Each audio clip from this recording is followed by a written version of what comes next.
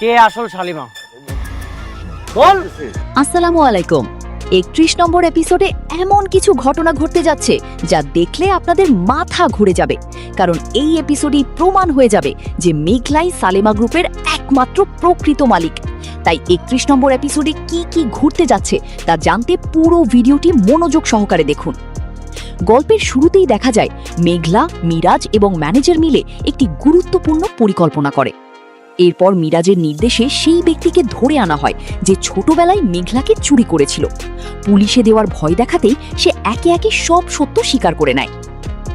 কিছুক্ষণ পর মিরাজ, মেঘলা, manager, police এবং একজন আইনজীবীকে নিয়ে সালেমা গ্রুপে উপস্থিত হয়। সেখানে মিরাজ রাগান্বিত কণ্ঠে রাতুলকে বলে, তোর খেলা আজ শেষ। শুরু থেকেই তুই আমার এবং মেঘলার অনেক ক্ষতি করেছিস, আজ আর তুই বাঁচতে পারবি না। এরপর সবার সামনে প্রমাণ হয়ে যায় যে মেঘলাই আসল সালেমা।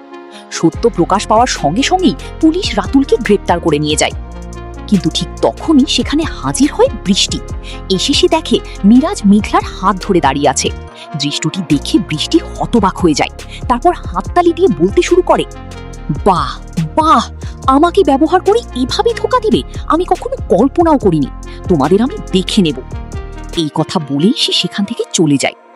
এখন প্রশ্ন হলো, বৃষ্টি কি রাতুলের সঙ্গে হাত মিলিয়ে তাকে জেল থেকে বের করে এনে মিরাজ ও মেঘলার ক্ষতি করবে, নাকি গল্পে আসতে যাচ্ছে আরো বড় কোনো টুইস্ট? আপনাদের মতামত অবশ্যই কমেন্টে জানাবেন। আর পরবর্তী এপিসোড সবার আগে পেতে চ্যানেলটি সাবস্ক্রাইব করে পাশে থাকুন। ধন্যবাদ।